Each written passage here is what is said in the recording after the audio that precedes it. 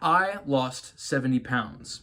And no, I'm not an Englishman who got scammed. I was a fat American. You see, 70% of Americans are overweight and 43% of Americans are obese. And clearly, we know it because 45 million of us go on a new diet each year. That's pretty crazy. And odds are, if you are watching this video and you are an American, you are overweight and you have probably gone on one of these diets and you are probably looking to lose weight. Now, even though 45 million Americans are going on a new diet each year, obesity rates continue to climb and people don't seem to know what to do about it. Authorities seem to change their mind on what exactly the solution for this is. But I actually did it using timeless methods that are backed by science. I went from looking like this to looking like this. And I did it in only 2.5 years. I also I lost 40 pounds in the first 6 months and went from looking like this to looking like this. In 6 months, I lost 40 pounds. And I did it using these 3 simple steps. The first step is to motivate. You see, for most men, we have 4 main motivating factors. Now, for the ladies, I don't know what exactly your motivating factors are, but for guys, it's food, women, morals, and sports, and usually in that order as well. So the best way to lose weight is to acknowledge that food is what makes us gain weight and to make these other things more important than food. For me, I figured out that I can make women and morals more important than food. And so I realized that there was a very attractive girl that I liked, and I was not very attractive. I wanted her to like me back, and so I wanted to lose weight so that she would like me back. And so I made women more important than food.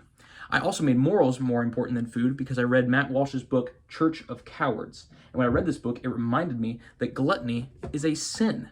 And I should actually be aware of the fact that I am sinning when I am overeating and when I am gaining weight. I'm being a glutton. And so I made morals more important than food as well. And that's very important to being motivated. Make these motivating factors more important than food. So find your motivating factor and set a realistic goal and then attach that goal to a specific image. My good friend Dustin Worth told Men's Health in an interview that he attributes his 100-pound weight loss success to the fact that he came up with a specific image to think about his goal.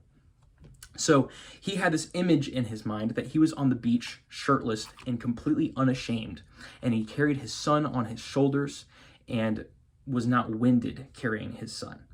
That was his goal. That was his motivation. And so he attributes his success to the fact that he set his mind to an image. Now, another thing about that is to stay disciplined after you get that image.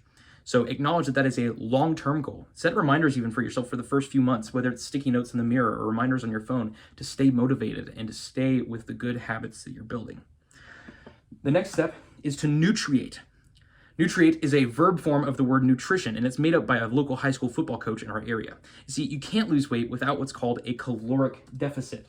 Calories are energy, and unused calories are you put into fat in your body.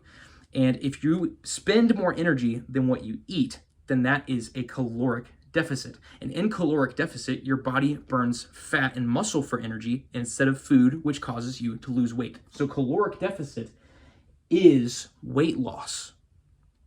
So your body also spends a certain amount of calories just keeping you alive. And that's called your resting metabolic rate. My calculated resting metabolic rate when I weighed 290 pounds was 2,656 calories a day. I was big and young, and that's why my rate was so high. Now, most people are not going to have that high of a resting metabolic rate, but there's several online resources that you can use to calculate what your resting metabolic rate would be. Now, because your body requires calories just to stay alive, going a long time without eating or really undereating can cause a whole lot of other health problems, and it's not a good idea to really undereat and starve yourself to lose weight. So if you want to lose weight, it's best to try to eat about the same amount as whatever your resting metabolic rate is. So the same amount of calories that is, try to target that many calories when you eat. Now, if you're overweight and you love to eat like I was, then that's going to be really difficult. You're going to find that eating that little amount of food is actually really, really hard. And so what you want to do is you want to analyze your habits and figure out what it is that causes you to overeat. So for me, I figured out that when I was bored, I would overeat. I would hang out in the kitchen and I would just keep eating. It was ridiculous. And so I figured out that I could change that habit. When I was bored, I could do something else. And so I figured out that I could go to the piano and play the piano instead of eating food. And so I played the piano and I actually mastered that skill while I was at it. It was really helpful. And for you, it might be something different. For you, maybe it's you eat when you're stressed, or you eat when you're out with friends, something like that. You probably already know a little bit of what I'm talking about. So find that habit, find what it is that causes you to overeat, and change that habit. Replace that habit with something else that's worthwhile. So what your calories are made of also matters. Make sure you eat a high protein diet. Although protein can be burned for energy, usually your carbs are burned for energy and your protein is used to build and maintain muscle mass. Eating a high protein diet ensures that you lose fat without losing muscle. If you're not trying to lose weight, then typically you would want to eat about 2 grams of protein for every 3 carbs, according to the book The Zone. But if you are trying to lose fat and maintain muscle mass still, then you want to eat a little bit more than that. You want to eat pretty much as high a portion of protein as you're comfortable eating and as your body can handle. Make sure you're also eating complete proteins while you're at it. Complete proteins contain all 9 essential amino acids, all 9 of the essential parts that make up a good protein and make up your muscles in your body. All meats are complete proteins, and certain food combinations are also complete proteins, like peanut butter on bread and beans with rice, and a couple of plants like quinoa are complete proteins by themselves. You also want to make sure that you're favoring complex carbohydrates over simple carbohydrates. Simple carbohydrates are carbs that are quickly absorbed and burned for energy right away, whereas complex carbohydrates burn for a longer period of time. Generally, the more complex the carb, the better it is for weight loss, and it makes you feel fuller for longer. Starchy foods, things like potatoes and corn and whole wheat bread, those things are complex carbs and are better for you, whereas things like sweets and baked goods and desserts are simple carbs and burn really quickly and are not as good for you and will make you craving more. So make sure you also stay hydrated to feel fuller and make your body work more efficiently. The amount of water each person should drink varies, but usually thirst is a good barometer of when you need a drink. Learn to listen to your body. Drink as soon as you feel the slightest bit thirsty. For most men, a reasonable expectation for amount of water you should drink is about 1 gallon a day. But really, you need to listen to your body and figure out when you are thirsty.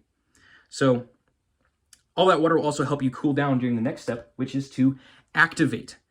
Although you're trying to lose weight, it is also important to maintain muscle mass. So, if you maintain muscle mass, it'll help you look like that when you lose weight instead of looking like this when you lose weight.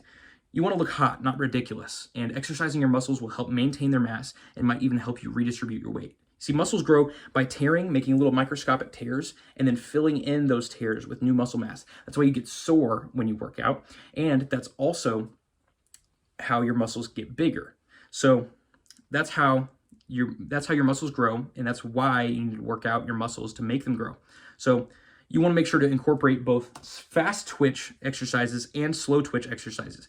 Fast twitch muscle is used for highly intense sudden movements, things like short sprints and boxing and powerlifting, stuff like that.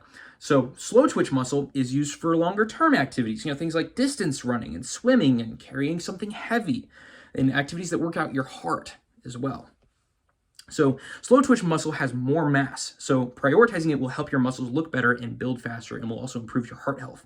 Whereas incorporating fast twitch training activities is helpful and burns more glucose, which burns more calories, which increases your caloric deficit. Also, make sure you incorporate multiple exercises that work each of the different muscle groups in your body.